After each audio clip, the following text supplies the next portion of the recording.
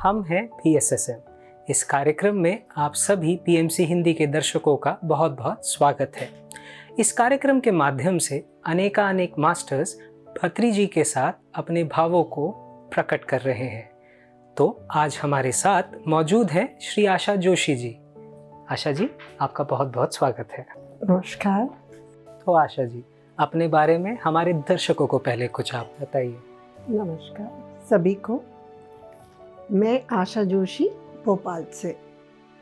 मेरी यात्रा PSSM के साथ से पहले मैं बताना चाहूँगी कि हमारा परिवार एक ब्राह्मण परिवार था, तो जहाँ पे शुरू से शाकाहार ये सब चलता था, प्याज लहसुन भी नहीं खाते थे, तो ये तो शाकाहार हमारे मतलब राइट फ्रॉम बिगनिंग से ही है।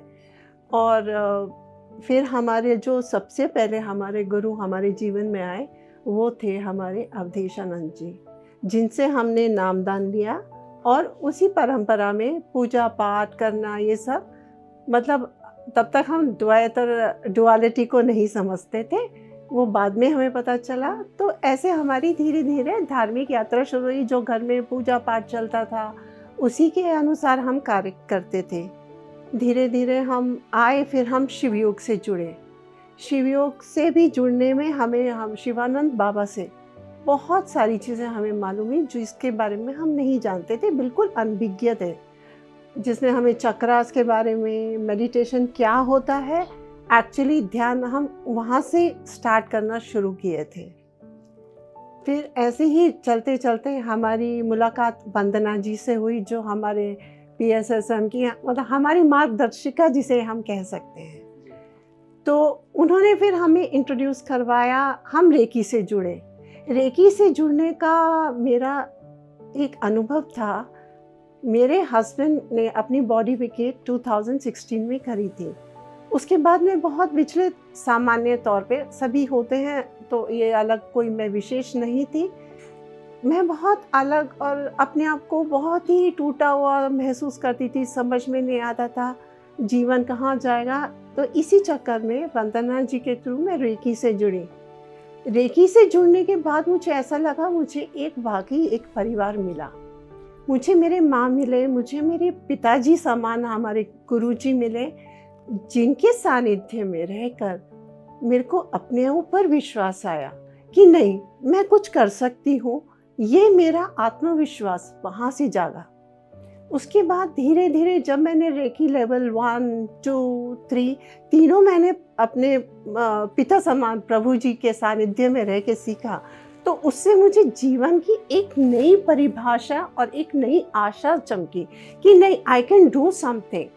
सो वहाँ से जो मुझे प्रेरणा मिली कि हमको कैसे अपना ग्रैटिट्यूड करते हुए, किसी को बुरा भला नहीं कहते हुए, सब जो परिस्थितियाँ हैं उनको हमको कैसे सामना करना है। वो ज़रूरी नहीं है कि आपके फेवर में आपकी परिस्थिति हो, तो पर वो चैलेंज जो आपके जीवन में आया है, आप उसको कैसे एक्सेप्ट करोगे, रोके करोगे या कैसे करोगे। तो वो हमने प्रभु जी से सीखा कि नहीं, you have to face the challenges the way it comes and you have to be brave. तो उसके कारण जो मेरे अंदर एक नई ऊर्जा का मुझे एहसास हुआ। धीरे धीरे हमारी यात्रा बढ़ती हुई गई। फिर भी हम लोग देखते रहते थे, क्योंकि आध्यात्मिक तो हमारे बचपन से जीन्स में था, कह सकते हैं। तो उसके बाद हमारी जो वंदना जी हैं वो भी सर्च करते रहती थी। तो उन्होंने अपनी सर्च के अनुसार हमें ये बताया कि एक कुछ JTTP शुरू होने वाला है और आप फॉर्म भर दीजिए। उस समय हम किसी को नहीं जानते थे, पत्री जी कौन है, राम सर कौन है या दीप्ति माँ कौन है, कुछ नहीं जानते थे। इन्होंने कहा हम इनको अपना डक मानते हैं और हम एज ए डकलिंग, जो वंदना जी ने बोला हम उनके पीछे। हमने फॉर्म भर दिया नेक्स्ट, बिना थॉट दिए कि नहीं, करना है तो करना है। बट हाँ, यहाँ मैं बोलना चाहूँगी कि एक मेरा शुरू से डिटर्मिनेशन था कि लाइक जो करना है तो वो करना है, whatever may be the circumstances, उसमें आपको दोबारा मुड़ के नहीं देखना है। तो उस चक्कर में हमने JTTP 13 ज्वाइन किया।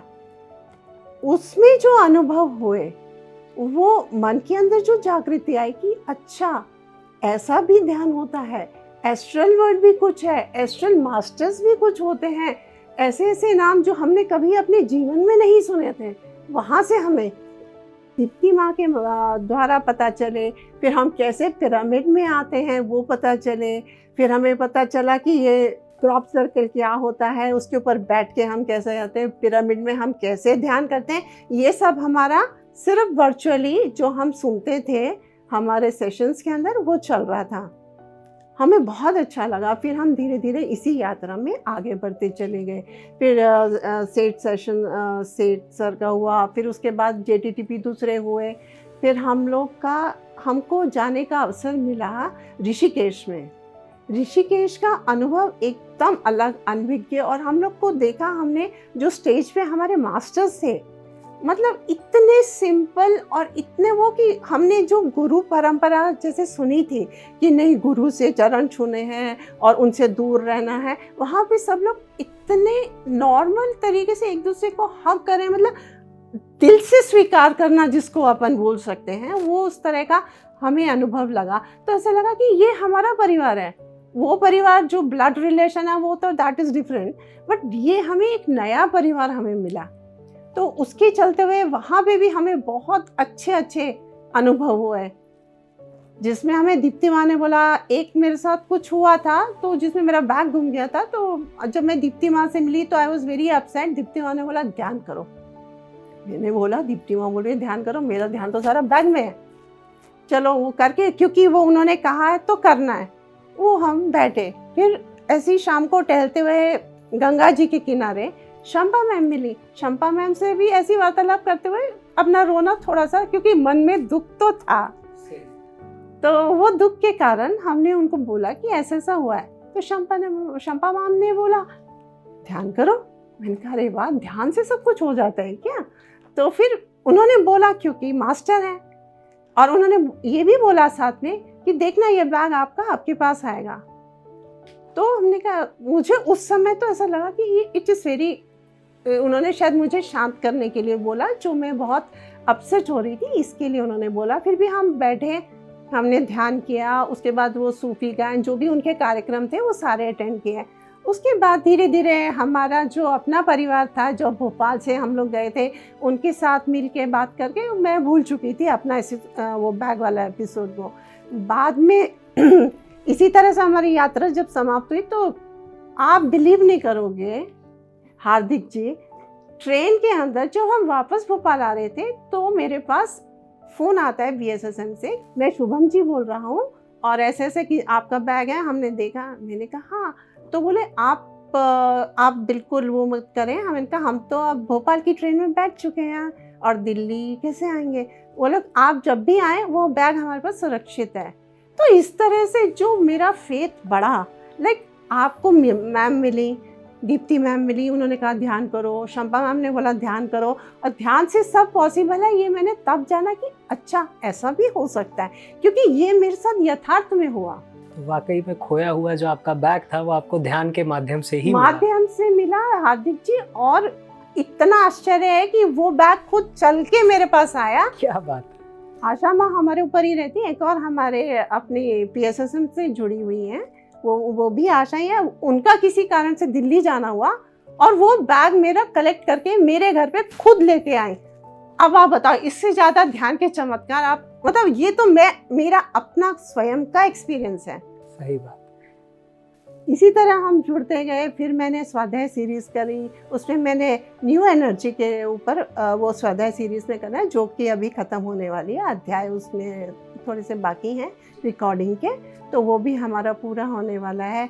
और फिर जुड़ते हमारे यहाँ भोपाल हमारा इतना भाग्यशाली है कि यहाँ पे हमें इतने मास्टर्स का सानिध्य प्राप्त हुआ कि 3 दिवसीय हमने किया, जिसके अंदर रामा राजू सर, दीप्ति माँ, शंपा माँ और सारिका मैम आई, दीप्ति माँ आई अलग कार्यक्रम में, और फिर प्रेमनाथ सर से भी हमारा मिलना इसी दौरान हुआ। और जो मास्टर्स ने हमें जो गाइड किया, उसकी अनुभूति मैं यहाँ पे अपने शब्दों में बयान नहीं कर सकती। तो इस मास्टर्स के द्वारा गाइडेंस में आपने कैसे ध्यान के प्रचार को और आगे तक लेके गए? इससे हमें प्रेरणा मिली हमारी वंदना जी से भी। हम एक ग्रुप के जैसे काम करते हैं। तो अलग अलग जगह पे जैसे उन्होंने जेल का कार्यक्रम किया, ऐसे हम लोगों ने आपस में ही डिवाइड किया कि ये पार्टी यहाँ जाएगी या दो दो लोग मिलके यहाँ जाएंगे। तो उसी श्रृंखला में हमने वहाँ पे जो लड़कियों का सुधार गृह है जिसका निर्भया नाम है, निर्भया हमारे इसमें प्रोफेसर्स कॉलोनी में है, तो वहाँ हमें जाने का और ध्यान सिखाने का मौका मिला या हमें बताया गया। हम पहले दिन वहाँ पहुँचे तो वहाँ पे 15 या 17 लड़कियाँ थी, बिल्कुल नाबालिग, और कोई तो बहुत छोटी छोटी बच्ची भी थी। जो किस तरह से वहाँ पे आई वो एक अलग विषय है।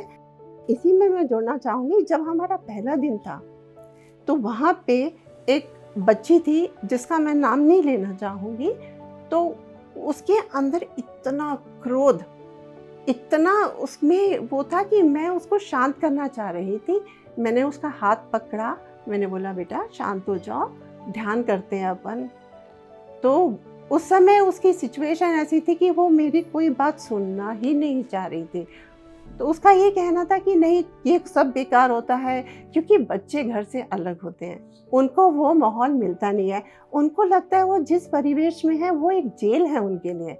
ना वो जो भी अपना स्वच्छंद रूप से एक घर में बच्चा अपना कर पाता है, वो एक ऐसे माहौल में तो नहीं कर पाएगा ना। स्वाभाविक है। तो इसमें उसके अंदर जो उन्होंने करके आए हैं, जिस वजह से वो वहाँ है, एक तो वो उनके अंदर आत्मग्लानि हर एक को दिया है। उसके बाद उनके पास वो जो परिवेश मिलता है जिसके अंदर उनको ऐसा लगता है हमें कैद करके रखा हुआ है, तो उसमें उनका और भी डबल रेज हो जाता है। तो धीरे धीरे हमने ये संकल्प किया था कि हम 40 दिन पूरा करेंगे और इनको सिखाएंगे। तो हम लोग सुबह 6 बजे, मैं और मेरी आशा माँ, हम लोग दोनों साथ में जाते थे। हम सुबह 6 बजे वहाँ पहुँच जाते थे और फिर हमारी ध्यान साधना उनको धीरे धीरे, अब आप सोचो उसमें छोटी बच्चियाँ भी हैं, लाइक 7 साल की, 8 साल की, अब उनको हम कैसे बिठाएं, क्योंकि 12-13 साल के बच्चे तो फिर भी बैठ सकते हैं। तो उनको हमने बिठाया कि जैसे आनापानसति ध्यान का हमने ऐसे नहीं बोला, हमने बोला सिर्फ थोड़ी देर के लिए आप आँख बंद करो बच्चों। ऐसे धीरे धीरे करके उनकी ड्यूरेशन हम लोगों ने बढ़ाई। ऐसे करते करते फिर हमने उनको वाटर चार्जिंग का भी बताया, जो सारिका मैम करवाती हैं। तो वाटर चार्जिंग से हमने बोला कि आप वाटर चार्जिंग करो, इसमें आप देखो, अपने इंटेंशंस डालो, फिर आपको उससे क्या फ़र्क मिलेगा आप उससे देखना कि आपका उससे क्या फ़ायदा होता है। दिन भर में आपकी दिनचर्या में आप सुबह हमारे साथ ध्यान करते हो और शाम को आप सोने से पहले केवल 10 मिनट के लिए अपनी आँख बंद करके सिर्फ अपनी सांसों पे ध्यान देना है, जो अपन आनापानसति ध्यान में करते हैं। तो उस कारण उन्होंने कहा, उस समय मान लिया। फिर शुरू में हमें थोड़ा समय लगा, फिर उनको मज़ा आने लगा।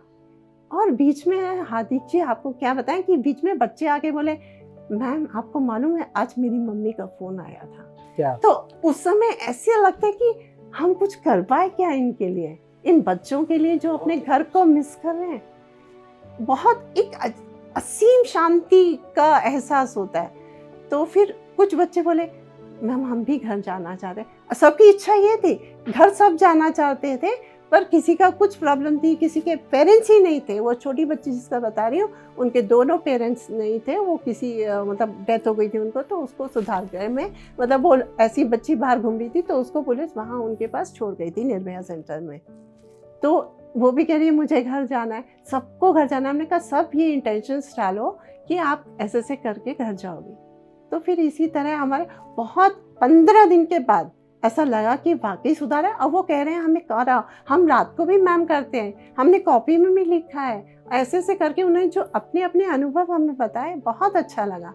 ऐसा लगा कि हम किसी के जीवन में कुछ प्रेरणा दे सके। क्या बात है, बहुत ही खूबसूरत। आई थिंक ये बहुत ही उत्कृष्ट एग्जाम्पल है इस बात का कि कैसे ध्यान से जो हम आनंद अपने अंदर महसूस करते हैं, शायद ध्यान के प्रचार से हम लोगों में जो आनंद की अनुभूति को देखते हैं, उससे शायद हम और ज़्यादा आनंद खुद स्वयं में महसूस करते हैं। तो फिर हमने क्या किया, जब हमारा 40वां दिन हो गया, हमने कहा एक जश्न का, एक खुशी का माहौल बनाया जाए। तो उसके अंदर फिर हमने हमारी जो जज मैम थी उनको आमंत्रित किया, वंदना जी को आमंत्रित किया कि सब आए, और उनको बाकायदा उनको ड्रेसेस ला के दिया कि आप अच्छे से डांस जो करना है आप करिए, आपकी स्वेच्छा से आप करें, आप अपना प्रोग्राम ऑर्गेनाइज करें। और आप मानेंगे नहीं, उन बच्चों ने बिना ट्रेनिंग के क्या डांस प्रस्तुत किया, किसी ने कविता लिखी, किसी ने कुछ लिखा। बहुत ही वो इतना अच्छा एनवायरनमेंट था, ऐसा लगता था हम किसी स्कूल के प्रोग्राम में जो ऑर्गेनाइज्ड वे में होता है वो देख रहे हैं। जबकि बेचारे बच्चों को कोई पीछे से बैकअप नहीं, कोई उनको ट्रेनिंग नहीं, उन्होंने स्वतः ही स्वयं से आके बढ़ के ऐसा कार्यक्रम प्रस्तुत किया कि बहुत अच्छा लगा। इवन जज मैम जो थी, निधि मैम, उन्होंने कहा वाकई बहुत चेंजेस दिख रहे हैं इनके अंदर। क्या बात है आशा जी, इससे हम ये बहुत बड़ी प्रेरणा लेते हैं कि सिर्फ ध्यान से हमने मतलब आप लोगों ने 40 दिन के भीतर एक ऐसे माहौल में जहाँ पे सिर्फ निराशा है या फिर जहाँ पे सिर्फ हताशा ही हताशा है, उसको आपने माहौल कितना अच्छा कर दिया कि बच्चों ने एक इतनी खूबसूरत प्रस्तुति दी उसके अंदर। बहुत शानदार प्रस्तुति, बहुत ही बढ़िया, बहुत ही बढ़िया। आगे इसी से प्रेरित होते हुए हमने, मेरा एक वो सेंटर है जहाँ पे मेरा इंस्ट्रूमेंट, डांस और म्यूज़िक क्लासेस चलती हैं। तो सुबह का समय हमारा वो खाली रहता था प्रांगण, तो हमने सोचा क्यों ना इसको भी यूटिलाइज़ किया जाए, अपने ध्यान साधना का केंद्र क्यों ना इसको बनाया जाए। तो मेरा वो जो B1 सेक्टर शाहपुरा में मेरा जहाँ पे ये डांस क्लासेस और म्यूज़िकल चलता है वो अभी भी चल रहा है, पर हमने क्या किया, उसमें अपना ध्यान सत्र शुरू कर दिया। तो वहाँ पे हम लोग हर संडे को 9 से 10:30 बजे तक, 9 से 10 बजे तक हम ध्यान करते हैं। उसके बाद हम स्वाध्याय या आपस में चर्चा या जिसका जो भी अनुभव है वो शेयर करते हैं। तो ध्यान के प्रचार प्रसार तो आपने खूब बहुत अच्छे से किया, इसके साथ साथ पिरामिड जगत के लिए भी आपके क्या प्रयास रहे हैं? हाँ, पिरामिड जगत के लिए मैंने एक अपने सेंटर के लिए ही एक पिरामिड बनवाया और उसमें हमने लोगों को बिठाया कि आप इसमें ध्यान करके देखिए, आपको ऊर्जा का एहसास होगा, इसमें आपको ऊर्जा मिलेगी। और हमने उनसे पूछा कि क्या वाकई आपको ऊर्जा का एहसास हुआ, तो हमें पॉजिटिव रिजल्ट आया। और इसी प्रकार हमने पिरामिड कागज़ के बनवा के उन बच्चियों को भी दिए थे, उनको पिरामिड के बारे में बताया था। क्या बात है, क्या बात है। तो एक इंसान जिसने शायद पिरामिड की ऊर्जा का कभी अनुभव ना किया हो, तो वो ध्यान केंद्र में आके उसका एक हैंड्स ऑन एक्सपीरियंस ले सकता है, मतलब ले सकता है और ले रहे हैं। क्या बात, बहुत बढ़िया। तो इसी के साथ साथ मैं ये जानना चाहूँगा कि आप जब अपने श्वासों से पहली बार जुड़े, क्योंकि पत्री जी ये बात ज़रूर बोलते हैं कि मैं गुरु नहीं हूँ, आपका श्वास आपका गुरु है।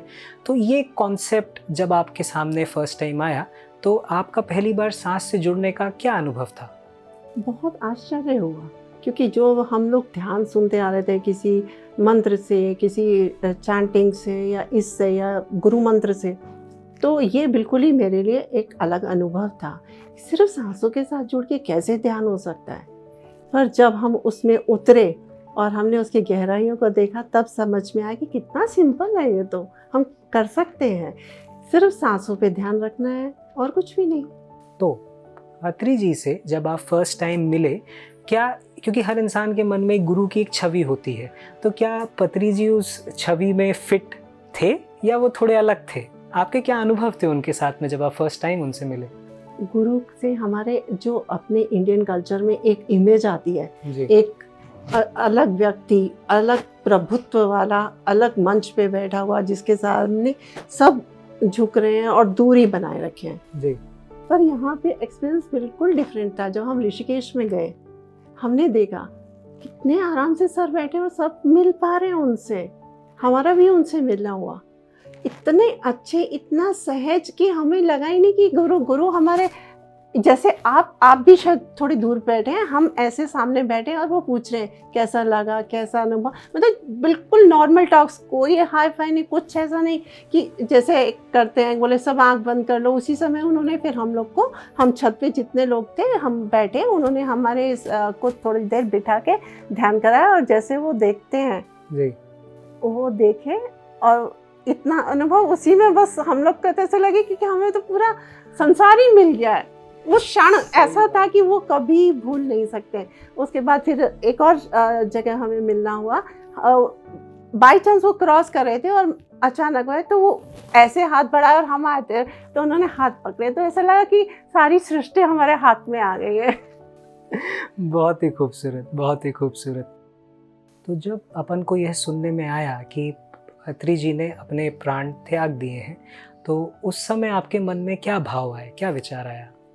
24 का वो दिन था, JTTP का फर्स्ट डे था।